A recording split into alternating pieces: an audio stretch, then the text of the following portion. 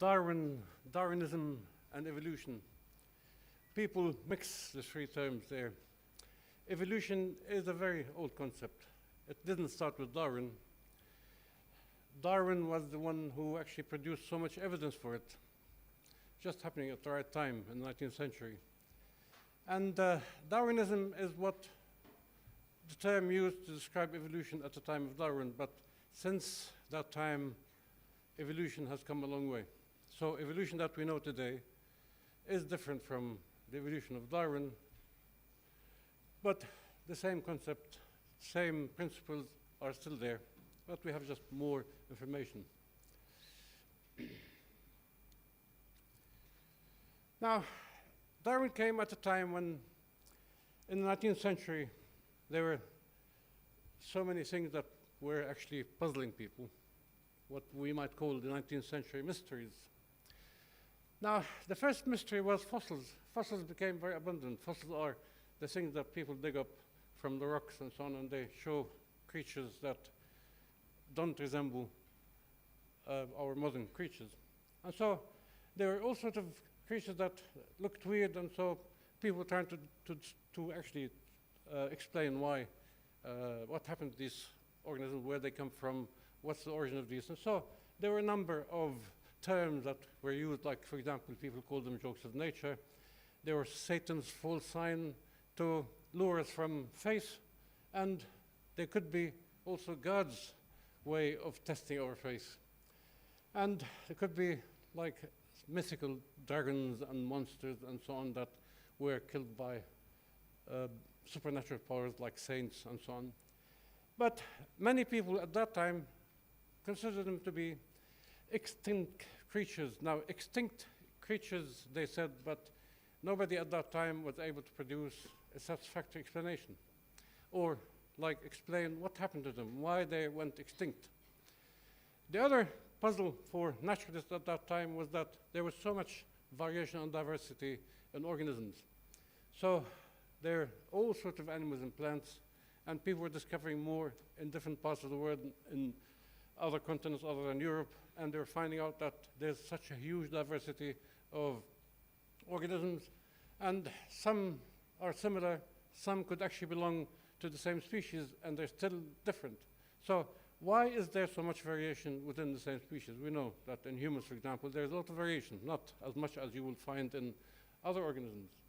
The other issue that was really tormenting some people there was, do species change over time?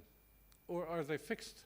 According to the Christian theology, the creatures that we have today were actually created in this form from the beginning.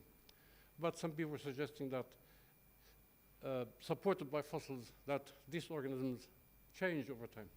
They have some ancestral organisms that give rise to the organisms that we have today. So Charles Darwin was born in the 19th century, and he grew up in a well-off middle-class family. And his father wanted him to be a doctor because he was a doctor, which is a familiar story we know today. And he wasn't really into it, and he didn't. I mean, he joined medicine, and he dropped out from the course, from study of medicine. He just didn't like it. It wasn't for him. There were a number of reasons for this. And then he transferred to theology because it's one of those things that aristocracies usually study, being in the army or medicine or minister in the Church of England. Now, on the whole, he was considered to be a mediocre student, didn't do very well. He was interested in other things, hunting, geology, botany, etc., natural history. And his father was quite disappointed with him, and once he wrote him saying, "You care for nothing but shooting dogs and rat catching, and you would be a disgrace to yourself and all your family." I will come to this statement later on. Now, he got lucky at some point because through his acquaintances in the university who work in the natural history, they proposed him to be a naturalist on Her Majesty's ship, the Beagle, which went around the world from England to South America, and most of the time they stayed in the South American continent and their coastal waters. Now, For him, it was quite a change from England because the first place he landed was in Brazil, in the Amazonian forest. There you would expect to find a lot of diversity there. And so he collected birds, insects, spiders, and plants, all sorts of beetles that he didn't dream of being able to collect, different species. Now, in the tip of South America there, in Tierra del Fuego, he was impressed with the people who lived there, Indians who lived under such harsh conditions, very hostile conditions, but they managed to survive. And so he was just impressed with their ability to adapt to the environment there. Now, just to remember that Darwin's interest was, quite a lot of it is actually in geology. And so for him, it was a first-hand experience, an interesting first-hand experience to have an earthquake in Chile while he was there. And he could witness how the level of the land changed a couple of meters. For him, that was something quite impressive to see. Now, one of the places that is known to have to have left an impression on Darwin was his experience in the Galapagos archipelago. Now, the archipelago contained volcanic islands, and these volcanic islands were quite recent, as Darwin was able to observe. And he was able to witness, I mean, they were uninhabited by humans, but he was able to witness quite a lot of organisms there, a lot of animals, strange animals that he didn't see anywhere. You couldn't find anywhere else except in the archipelago there, in the Galapagos. And he was, as he wrote in his diary, he was actually thinking quite a lot about all these animals that were in these islands and what the question of creation, how were they created there, knowing that these islands were quite recent. And all this thinking, as he wrote later in his diary, he felt that he was brought within reach of that great fact, that mystery of mysteries. And that mystery of mysteries that he was referring to is the mystery of the origin of organisms, the origin of life, and the origin of species. That's because eventually that's the name of the book that he became famous for. But it wasn't the only book. I mean, before that, he spent something like a couple of decades writing books on his observations and his specimens, all the samples he brought from all over the world. And a lot of these books actually could be quite important in their own right, apart from any mention of evolution, because they were actually some really substantial scientific work. And he kept publishing this sort of thing until one day he got a letter from another fellow naturalist, Alfred Russel Wallace. Now, he was working in the Far East, and he outlined an idea that Darwin was thinking about, but not only thinking about, he was actually telling his close friends about it. And so when he got this letter explaining some mechanism that he was thinking of, so he gathered his friends, and his friends suggested that he should really eventually come out with these ideas. And so in 1858, there was a meeting of the Linnaean Society of London, which is still there, the Linnaean Society.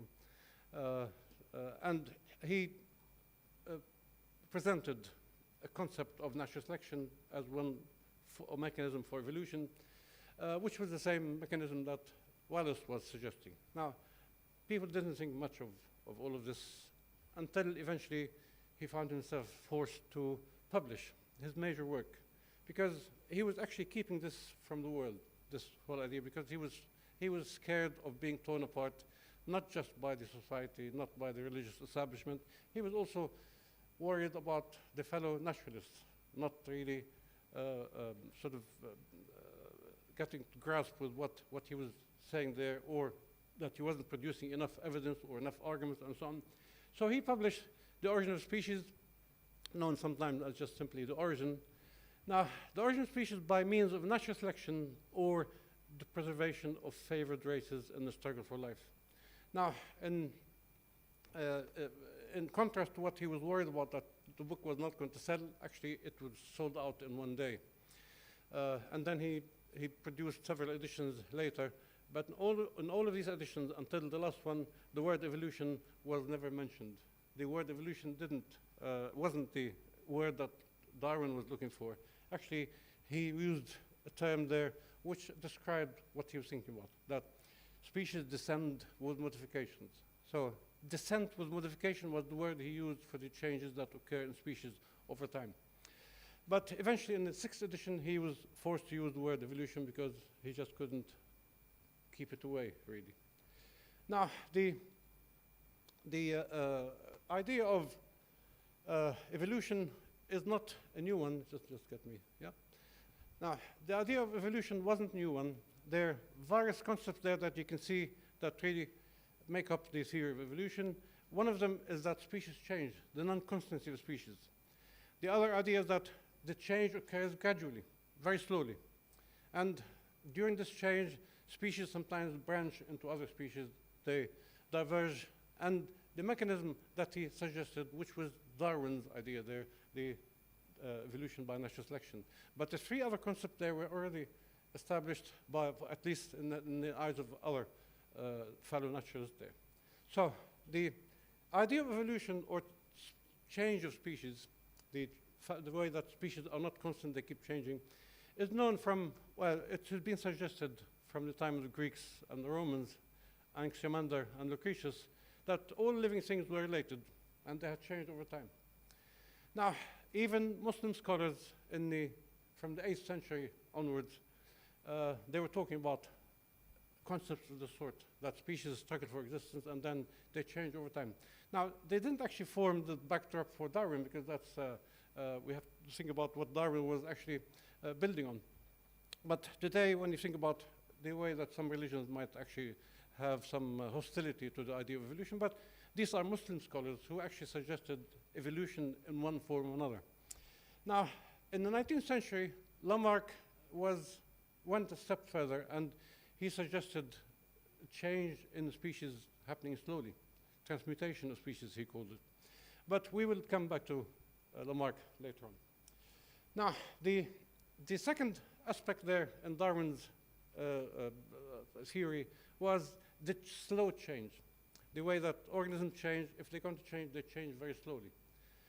And so this was actually opposed to the ideas of catastrophism, because people are saying that the reason why we have fossils and all these strange creatures that we find embedded there in the rock actually was due to the fact that the Earth experienced every now and then some catastrophes.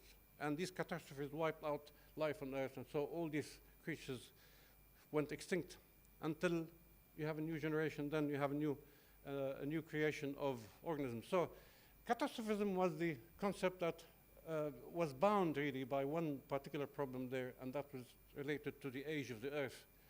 Now, what they were suggesting is that you couldn't have these things happening like this unless they happen suddenly. But some of them actually were bold to say that the age of the Earth could be something like 70,000 years, despite the fact that at that time people suggested that the Earth couldn't be older than maybe 6,000 years. So 70,000 years was quite a lot for them, but you cannot actually accommodate all these catastrophes happening unless you really extend the age of the Earth. Now, creationists at that time suggested that it might have been each time there was a catastrophe, there was a new creation. And so something like 50 to 100 creations occurred. The latest one is the one we're experiencing. Now, the idea of catastrophism was actually refuted by Darwinism, not because of Darwin actually, but because of geologists before Darwin at the time of Darwin. Hutton in the 18th century and Lyell, who was a contemporary of Darwin, he had Lyell's book, The Principles of Geology, with him on his voyage on the Beagle. Now, the idea that they proposed that Lyell eventually established more firmly is the idea of uniformitarianism. Now, uniformitarianism means basically that in order to understand what's happening in those ancient days, you don't have to look for any process that's happened then that's different from what happens today. What's happening today could be the same thing that was happening at that time. Actually, what happened those days was something that we witnessed happening all the time. So it's the same forces in the present and the past, and these are the same forces that form these geological features that we're aware of. For example, if you think about sedimentary rock, where you have sediments that have various sort of layers. These layers didn't occur by catastrophe. They actually occurred by small, little bits of sediment that kept accumulating at a small rate. And something like this, like sedimentary rock of the sort, like sand rock, didn't just appear like this. They didn't appear because of catastrophe. They didn't appear at the beginning in this way. But they are the product of erosion and deposition that we witness happening today. We can see, for example, in Nile Delta, we can see in any river, we can see in the streets of Beirut when it rains heavily at the beginning of the wintry season, where you got the streets full of sediments. Now, if you think about these sediments accumulating year after year, then maybe if you have 1 centimeter or 1 millimeter a year, think about 1 million years, 2 million years, then we're talking about 2 million centimeters, so that now we'll be talking about tens of meters, maybe hundreds of meters. And so other processes, such as, for example, these carried by wind. Now, sand dunes, we know in the desert, they accumulate by the movement of sand over large areas, and they accumulate in some places. And these don't accumulate in such massive scale. They actually accumulate little bit by little bit. Just look at a good, one aspect that we have to really be careful, not be careful, but one aspect that was important for Darwin regarding the gradual change in an organism is the fact that these processes, in order to produce a sand dune, and then the sand dune eventually changes or transforms into sand rock and so on, we have to think about millions of years for this process to occur. So geologists by that time, they were actually entertaining such ideas. Now think about a simple thing that we are aware of, for example, in some of these grottos like in Jeta. Now these structures, they don't just appear like this, they take a long time. Each one of these structures, each 1 meter will take something like 8,000, 9,000 years. And you can see the process happening today. You don't have to go back and see how it's happening. It is happening today. The accumulation of these structures, the top ones and the bottom ones, actually occur as you see them today, drop by drop. You just see them dropping from one to the other. And so the accumulation of this material eventually eventually becomes these sort of structures. Now, the implication for this uniformitarian concept is that the processes that occur geologically are gradual. And in order for the gradual processes to tend to something significant, something massive, then that means we have to think about a very old Earth. The Earth has been here for a long time, millions of years maybe, but we know today that the Earth is 4.6 billion years old. So these processes were not even considered at that time. It was in the 20th century that people established that the Earth is that old. Anyway, now, Jean-Baptiste Lamarck was the one that is known, unfortunately, for some of the mess up he made in some of these theories there. But he's not remembered for some of the important contributions he made. But actually, he incorporated the concept of uniformitarianism into gradualism and evolution of living things. Say, if the Earth has taken so long for these structures to merge, and the Earth is very old, that means we can understand that there are some species that change also over time that could produce some significant changes that sometimes for some people they don't understand how this organism came from the other one. But if you think about this happening over millions of years, then that will be more understandable. Now, the third concept there in Darwinian ideas there was actually the idea of branching.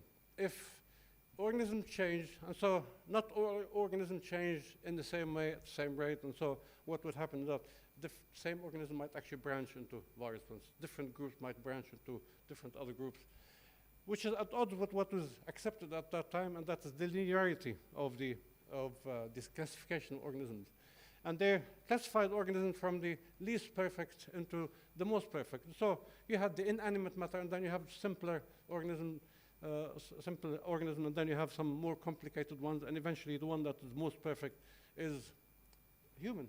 But the Christian theology actually adopted this, and they suggested that it would go further up. And so above humans, you might actually have angels, archangels, and eventually the perfect being is God. And so that was something that appealed to Christian theologists, but Darwin did away with this because he entertained ideas of branching. Now, organisms, you can actually relate them in this way. Not relate them, it's just something that people did at that time. They actually classified. Linnaeus, for example, was doing a lot of classification, and he classified organisms according to similarity. Now, what Darwin suggested was that when we talk about similarity, we're talking about relationship. The only cause of similarity in individuals is relationship.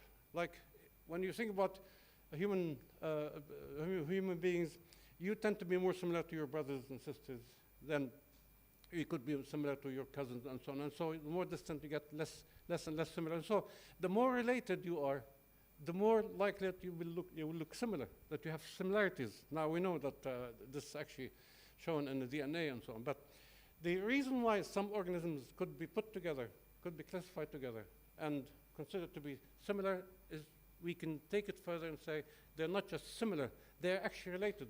And when we say related, that makes a big departure from previous ideas there. Relationship means that they descend from similar or from same ancestors. And so a species branches into two other species, that means they're related because they descended from, in the same way that you are similar with your siblings because you descend from the same parents. And so relationship was an important thing that Darwin was sometimes scribbling, relationship between various organisms. And now we know this, that from various modern studies of DNA and so on, we know that there are so many relationships between organisms that we are able to establish. Now, the main thing that Darwin came up with actually was the mechanism of evolution. And mechanism of evolution was, he postulated was natural selection. I will say later how this actually occurs. Now, the idea of natural selection was influenced by someone who was not a biologist, who was not a naturalist. He was an economist, Thomas Malthus, Reverend Malthus. He published in 1798 a book on an essay of population, the principle of population. Now, he wasn't talking about any other population other than human population. And he was suggesting that if you examine what's happening to populations at that time, 18th century, the population were changing in a way that is geometric. Now, while their sources change in a linear manner. And he suggested that as population increase at a rate at some point that is beyond the resources, and so conflict will occur. And so populations will become, will face and suffer scarcity of resources, and then crowding will produce all sorts of problems. And so as populations increase, Malthus suggested that as the resources become scarcer, there'll be food shortages, there'll be famine, there'll be diseases, there'll be a lot of competition, there'll be war between different populations fighting over the resources, and we have never stopped doing this anyway. And so he suggested that if this could be analyzed for human populations, then the idea could work also for various populations, animal populations, plant populations, and so on. Now, the other influence on Darwin was the successes in artificial selection. Now, artificial selection is something that we're all aware of because, you know, from a wolf-like species, we have actually been able to reach a variety of different sort of forms. This was done by artificial selection. Artificial selection is still practiced today. These are just some of the breeds that were actually produced by this process of selection. And artificial selection means that you just breed a certain male with a certain female, and so they're pure, and then their descendants also, you breed them in the same way. Or if you look for a particular enhancement, like maybe long ears or short legs, whatever, so you breed the ones that have these characteristics. And so we know that there are actually many, I don't know how many really, but there could be hundreds, probably thousands of dog breeds that have been produced by humans by artificial selection.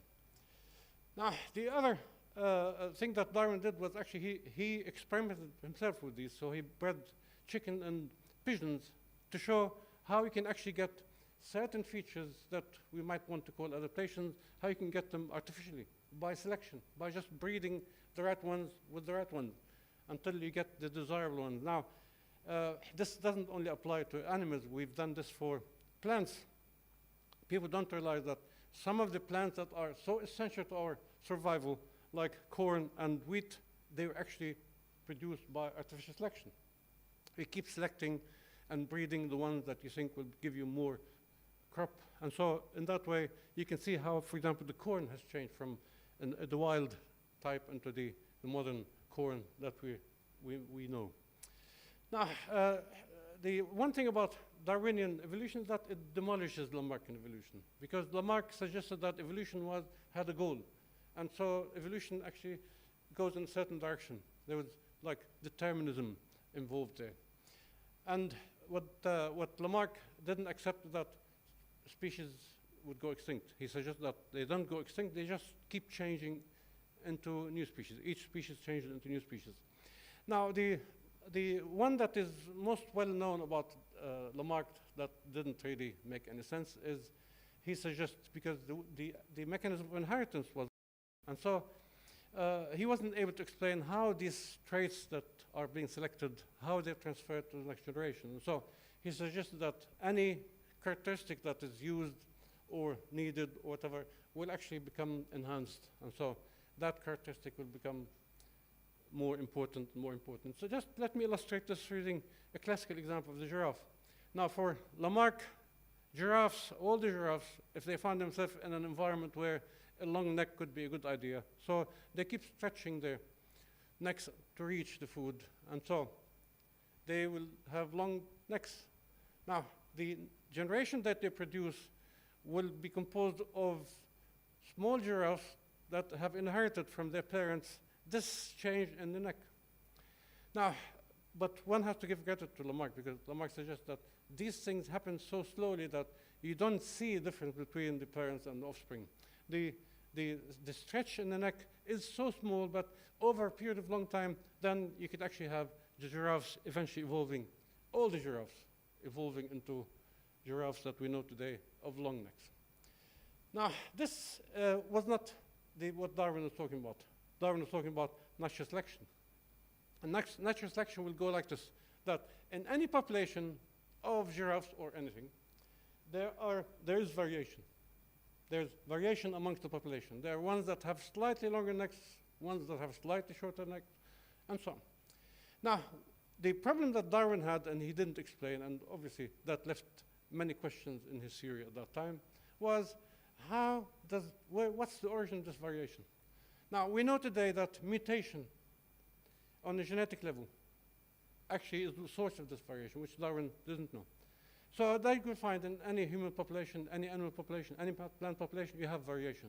And this variation is due to the fact that there are mutations that happen, and so you get a variety of genes that are found in the population. Now, the idea of selection is that over a period of time, the giraffe that have long necks might actually might have an advantage over the ones that don't. Now, for example, if the food is found on a tree that's tall, and so to have a long neck might actually be a good idea. So these will do better than other giraffes that cannot reach the food. And they will do better, not only survive, they might actually do better and produce younger giraffes that have inherited this characteristic. But over a period of time, this characteristic will spread in the population. The other ones will not do as well, and so slowly, over many years, many thousands of years, they will actually disappear. And so the population will be dominated now by the long-necked giraffes. Now, this is what natural selection is, which is a departure from what Lamarck suggested. And the problem that Darwin still had was, all right, how does this inheritance occur? And he didn't actually eventually find any explanation. Now, in the 60s, after that, Thomas Huxley acted as Darwin's bulldog. He was the one who was going around defending what he called Darwinism. He actually coined the word. Now, the idea is, in principle, is so simple, the idea of selection, that many, like Huxley, thought that that was really stupid not to be able to think of the same idea about how natural selection would lead to the changes in the species. Now, he was bolder than Darwin, and he ventured into human evolution. And he published his book, Man's Place in Nature. Obviously, Darwin mentioned something later on. He published something on those lines. But he coined the word Darwinism, and he coined the word agnostic. Now, because people, many of us will know the word atheist, means that people believe there is no God. But agnostic is a bit more conservative by suggesting that, well, it's not relevant. We don't know. That's what agnostic means. We don't know. And the idea is that it's not relevant to the theory, because the theory doesn't touch on aspect who created the universe, who created the earth, and so on. That's something else. But the theory concentrated on the way that species evolved. Now, after that, Darwin published a number of books, including some books on behavior of man in relation to sex, for example, and also in relation to other animals, related animals such as the... Now, the major gap, as I said, was the mechanism of inheritance. And so that actually waited until the 20th century, when people rediscovered some work that some monk was doing in Austria, the Mendel. He did lots of experiments on garden peas, and he produced some remarkable ideas there about the way that inheritance occurs. And that actually formed the basis of modern genetics. But since that time, genetics has evolved into various sort of fields in genetics. But for Darwinism, for evolution, so to speak, it was the single most important contribution. And so in the 30s and 40s, people incorporated the concept in genetics into evolution. And some people suggested before that maybe when we know how inheritance occurs, then evolution will be demolished. Actually, what happened, it reinforced evolution. And so we have this new synthesis that actually was formulated in the 30s and 40s by some eminent evolutionary biologists. And this sometimes is just called New Darwinism. So one of the things that any theory is supposed to do is to explain things. And so what does the idea of evolution explain?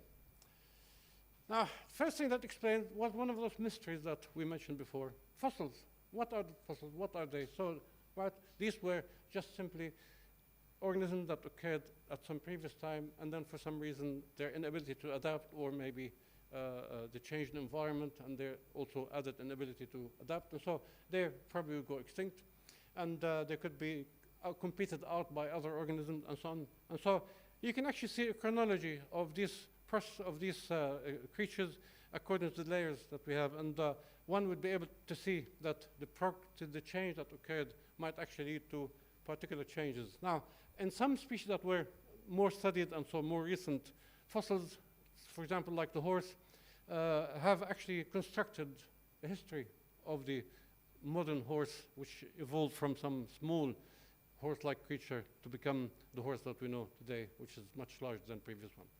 Now, the other thing that one sometimes might be puzzled by, like there it is, one particular species and the other species there, and somebody might say, well, this one evolved from this one. And then when you look at this difference between them, it will raise questions and will raise a lot of doubt. But if you look at all these intermediates, if you just look at the way that this species has changed over time, then things will make sense. In the fossil record, if you actually find more and more missing links, then the story of evolution for any particular species might actually be explained. Now, the other thing that, which is one of the concepts that we deal with today, is biogeography. Now, biogeography is how related species happen to exist in the same location or in close by locations. For example, in the first one, South America, there are fish. Now, if you actually analyze the relationship between the fish, you'll find that the most related ones tend to be the ones that are found in closer proximity geographically.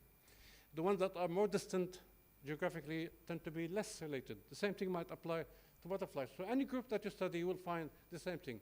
You don't find, for example, a species in this country that's related to a species in South America, because that's just too far. But you will find related species in the surrounding areas, which indicates that there's a there's a descent of any species into other species, and they disperse into neighboring areas, and that's how the biogeography explains these.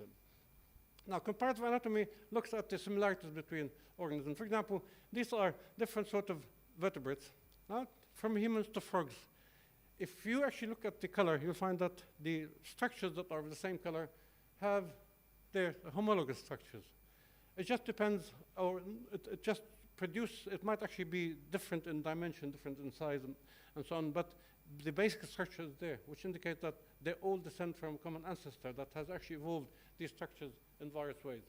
You have the vestigial structures that we find in various organisms, including ourselves. For example, a whale is a mammal that has descended from terrestrial mammal, a mammal that lived on land, and then gradually it evolved to live in the sea.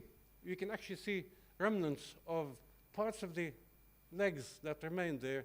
There was no reason why they would disappear for any evolutionary reason, so they remain there. Take a look at snakes, for example. Snakes, we know that snakes are legless, but if you actually examine some snake, you'll find out that there's still these vestiges, the remnants of legs that you might find in these. Take this one, which is a local lizard.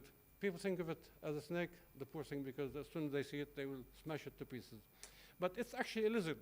And if you look closely, you'll find that it still has some remnant of a leg that is there. Leglessness is not restricted to snakes.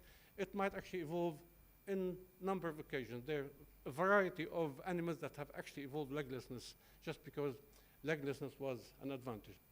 If you look at humans, we have plenty of vestigial structures. Look at the ability to move the ear, for example. Very few of us maybe are still able to do this. If you do, then you go to the circus and people will enjoy that. Now, we have the third molar, the wisdom tooth. We all know what sort of problem the wisdom tooth does for us. That's because our jaw has become smaller. And so the wisdom tooth emerges in a place which is too tight, and then it produces problems, then you like to remove it. Look at the appendix, which only produces problems, which is actually a remnant of a cecum, which is another sort of part of the digestive system.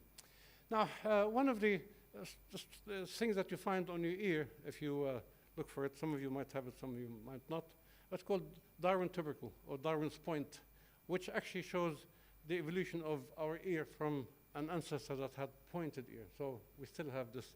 Now, if you don't, it's a genetic thing that some people have it, some people don't. Now, if you don't have it, it doesn't mean you're not descended from some ape-like creature. Now, in embryonic stages, as you go back in the development of organisms, you'll find that things become more and more similar. We know that all animals have sperms and eggs, and there's fertilization that occurs, and then you have an embryo that emerges. Now, these are from snake to humans. If you look at the earlier stages, you find that become more and more similar. And then they develop into something different, because the basic structures might actually be there. Now, we're all aware that no matter what organism you're talking about, the basic mechanism by which biological processes occur involves DNA, RNA, nucleotide, proteins, various sort of things, carbohydrates, lipids, and so on. They're similar molecules that are found in all sorts of organisms, and the mechanism is more or less the same when it comes to DNA and the way that. Now, we know this because we know this from the structure, but you can actually have the proof there where genetic engineering could actually insert one segment from of a DNA into some other organism, and then that organism will start processing the information that this DNA gives you. And so this is what we consider to be genetic engineering, and it's been applied in medicine, been applied in agriculture, and a variety of things. Now, organisms have adaptations depending on what. Now, mammals, for example, have adapted into various sort of forms depending on the various sort of habitats. From the swimming, two sorts of sea mammals, and you have the flying mammals, and you have a variety of other mammals there. The birds, as you can see, the beak there is adapted to a variety of lifestyles. Whatever food they eat, the beak might actually be might adapt eventually and evolve to become that. Now, some people say, well, we cannot see evolution happening. Actually, we do. We cannot see new species maybe emerging, but we can see evolution happening all the time. For example, people are worried all the time about the way that resistant strains of bacteria keep emerging. The resistant strains of bacteria emerge due to this evolutionary process. Selection, the bacteria that are able to withstand the use of antibiotics, they will survive, the other one will go extinct. So that's natural selection happening there. And so that's how antibiotic resistance occurs in bacteria. That's why, for example, in insects, you also have resistance to pesticides occurring because of the process of natural selection. We know that some species become adapted to certain levels of pollution, and so tolerance to pollution is also a process of evolution that might not necessarily lead all the way to a species, but evolution process is happening there. Now, the problem that some people might put is, how could things like this occur without a designer? Because that's the main argument that some people put there. Why? Well, it is possible for things to occur without a designer. We know this by physical forces in chemistry, in the formation of crystals, the formation of various molecules. They happen without a designer. If you put some elements together, they will just come together and become. And if you take this process further, you realize that this actually happens in nature all the time, including the evolution or the formation of life and eventually the evolution of life. Now, an eye could just evolve from one form into another, not necessarily because of any design. The eye might have its origins in a different form that eventually slowly and gradually evolved into something. So the notion of nature as being a system of matter and physical laws apply to it. And so the motion is governed by natural laws. Now, if you look at this from the sorry.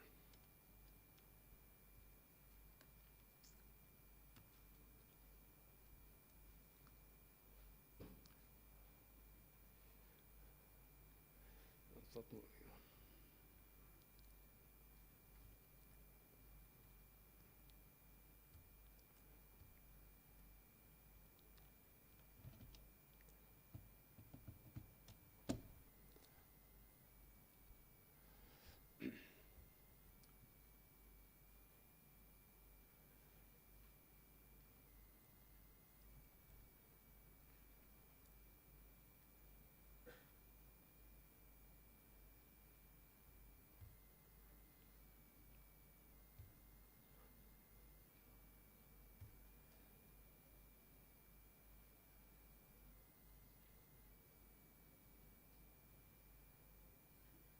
Sorry about this.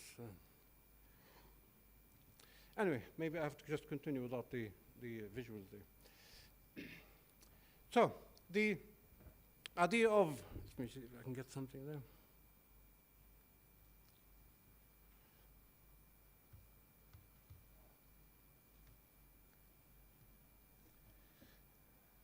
There's something called Murphy's Law, and Murphy's Law says if anything would go wrong, it will go wrong. Anyway, it's a pity that I have some visuals there that you'll not be able to see, but anyway. So let me just continue with the concepts there about the design without a designer. Now, the idea of a designer might not, for example, it might be a good idea to think of languages as being something that has come without a designer. Languages, you cannot say that anyone has invented a language, and so it actually comes, somebody designed the language and everybody spoke it. Languages actually evolved in a similar way to organisms. And if you look at the way that organisms have a relationship from nearby geographic areas, then the languages and creatures have similar patterns there, where closely related languages are found in closely related geographic regions. And so that's design without a designer. Now, what happens that Darwin actually faced a lot of hostility.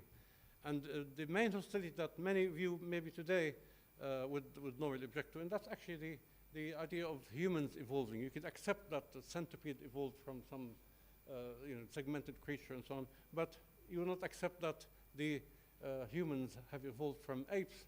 And so this actually produced a lot of problems for people just accepting this. And so now human evolution at the time of Darwin, it was really bold of Darwin to suggest something like this, because at the time of Darwin there was only one known fossil of a human species.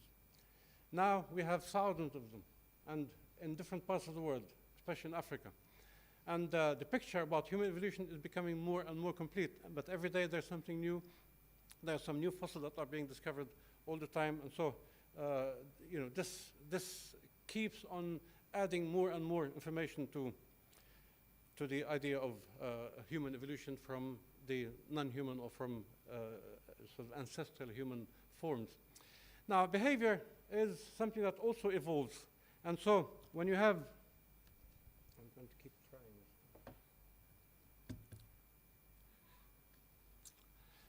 this. It's, the visuals are important there, you see. That's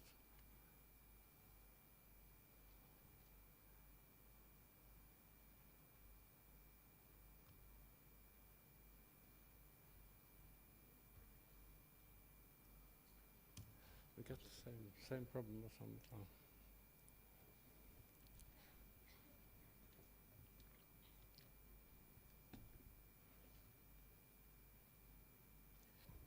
Anyway, while he's trying, let me just. Fine. Now, the. Try to extend it, I guess the power is off. أي مش عم يطلع معي. افتكر الباور تبعه. معقول الباور هذاك. It looks like it, right? لا مش من هون اس واقف. عم بيعطي إيه بس مش عم بيعطي هنيك. The screens هذا البروجيكتور اللي. البروجيكتور مش عم بيعطي كمان. لا لا ما خصه.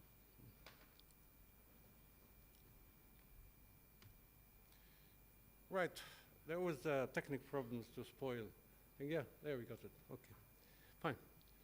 So this is the tree of human evolution that is known today, and it's much more complicated than you can see there anyway.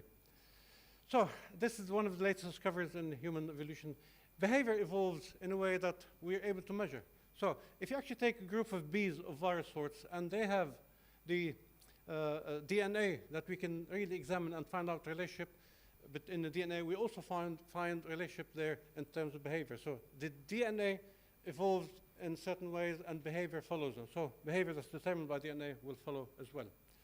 Now, human behavior, sometimes people suggest that we are humans, we're different and so on, but actually when you examine human behavior in a certain way, you will realize that there are certain common things that you will find between us and many other animals. Like, for example, how we choose our mates. You know, male choosing female, female choosing.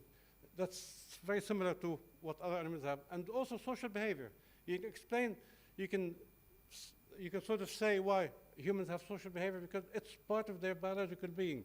It's an adaptive feature to have some sort of grouping, and also the social behavior involved might actually be similar to a variety of other ones. Now, it's said that at some point the humans, the Homo sapiens, evolved a slight difference in their social behavior that eventually allowed Homo sapiens to invade the whole globe in different sort of continents. Now, body language is something that came before the word. Like, the beginning wasn't the word, actually. It was body language. And, you know, many animals have body language. Many animals have vocabularies that they say, sometimes dogs, cats, and so on. But humans have more complicated vocabulary. But body language still plays an important part in our interaction. Now, when you look at the smile, for example, a chimpanzee smiles, so to speak, but the chimpanzee is not smiling. The chimpanzee, when it meets another chimpanzee, it bears its teeth like this as an indication that, don't worry, I mean no harm. I don't intend to fight or anything of the sort. And so you might actually find a variety of smiling monkeys. Now, this is one of Darwin's illustrations there in one of his books on human behavior, where the baboon had his back scratched, and that's what it does when it's enjoying it, just smiles in a way. So these are just features of behavior that get that they transferred from generation to generation, from species to species. Now, one of the problems about evolution that worries some people is the way that people think that evolution will turn us into animals, that, you know, we behave like animals and so on. But really, the reason why we behave in this way, it's not because of religious teaching or because of any philosophy or because of anything. Actually, the way that we behave like this is because it's necessary for our survival. Now, some people at that time in the 19th century, they suggested that maybe we should push evolution, we should accelerate it, and so we start doing selection. And they actually started these horrible experiments on selecting people, for example, selecting out the disabled, selecting out the retarded. and they started selecting the clever ones, put them in special schools and so on. That's what's known as social Darwinism. Now, social Darwinism, as it was known then, has nothing to do with Darwinism. It has nothing to do with evolution, but it's a different interpretation that didn't have any basis, biological basis, because ethics has a biological basis. We are aware of what we do sometimes ethically, what the ethical structure of our society and how we help each other, how we help the old and disabled and all of these things.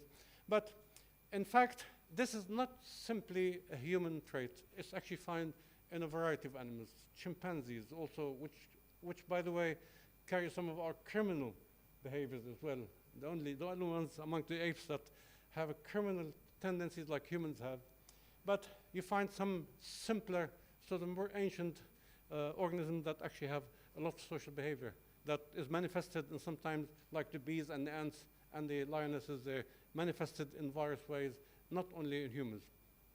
So the impact of evolution theory is that it made an organizing principle for biology, and someone like Lubchansky suggests that nothing in biology would make sense except in the light of evolution. And evolutionary biology became an important branch in biology, and so it emphasizes variability and changeability. Now, there's what people suggest to be the modern Darwinian zeitgeist.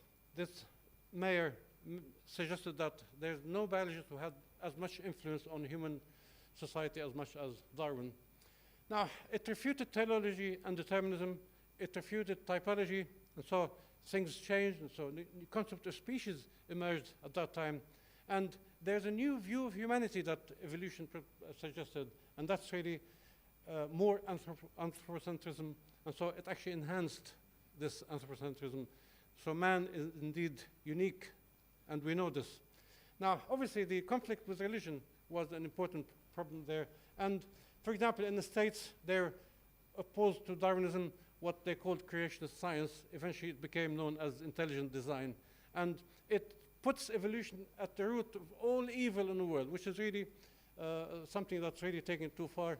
Even taxes considered to be an evil that was eventually produced by the theory of evolution. So hostility in some of these people continue. And we have an incident that happened in the 19th century at the time of Darwin, when Edwin Lewis was suggested to give the commencement address. And so he stated that Darwin was an example of the transformation of knowledge into science by long, careful examination, accurate thinking. Now, obviously, some people were offended by this. They were not pleased by this idea. George Post, for example, and some people sided with him, like Cornelius van Dyck. And there were a conflict then that eventually led to resignation of faculty, some student suspensions. Students demonstrated in favor of Lewis against George Post. Anyway, now the problem of conflict between religion and science is not necessarily true, because many establishments and theologians accept evolution as being one aspect of science that we accept in the same way that we accept other sorts of science. And some views suggest that maybe extremists on both sides just make the conflict get deeper and deeper. And so the idea of evolution, if I could just make this last statement there, that you can actually, many people produce a lot of criticism, and they produce all sorts of gaps that they might find here and there, but there's no doubt that the theory of evolution is the explanation that is not equal or is not challenged by any other explanation. It's the best explanation for life on Earth that we have. Now, just going back to what his father told him, you'll be a disgrace. And now, eventually, Darwin became a respected guy there, and he was actually buried in Westminster Abbey next to the great men and women of England. We all get offended by thinking that we are descended from monkeys. Well, you should ask the monkeys what they think about this. Maybe they'll also be offended as well. Thank you very much.